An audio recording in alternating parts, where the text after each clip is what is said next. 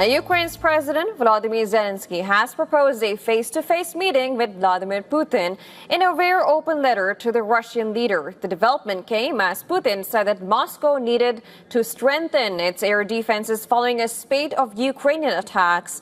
Now, Zelensky wrote that Ukraine is seeking to end the war with a face-to-face engagement between him and Putin. He proposed to set a clear date for one such meeting and ensured that there would be complete ceasefire during the negotiations.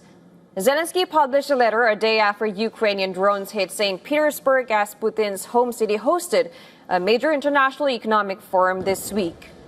The Ukrainian leader has repeatedly called for a meeting with the Russian president, saying only face-to-face talks will yield an agreement on territory. Now, Kremlin spokesperson Dmitry Peskov has said that the Russian president is aware of Zelensky's letter. And speaking to the reporters in St. Petersburg, Peskov said that Putin would be briefed about the letter after end of Uzbek president's visit. Yes, we saw it. He published it during an event with the president. The president hasn't had the opportunity to read it yet. I can say that it will be reported to the president after the end of the working part of the Uzbek president's visit. Meanwhile, U.S. President Donald Trump has expressed optimism about the letter by Zelensky. Trump said that he is glad that both leaders were talking about meeting. Well, I don't know. I'm glad that they're maybe talking about meeting. I think we had a lot to do with it. I know exactly what you're doing. But I think it would be great if they met. They should get it done. And on the other side, Russian President Vladimir Putin has indicated to make what he called, quote-unquote, some compromises for a peace deal with Ukraine. Speaking on the sidelines of Russia's annual economic forum, Putin said that Russia would defeat Ukraine on the battlefield if necessary, but added that he is ready to end the war via diplomacy and would honor the terms he had agreed with U.S. President Donald Trump when both met in Alaska.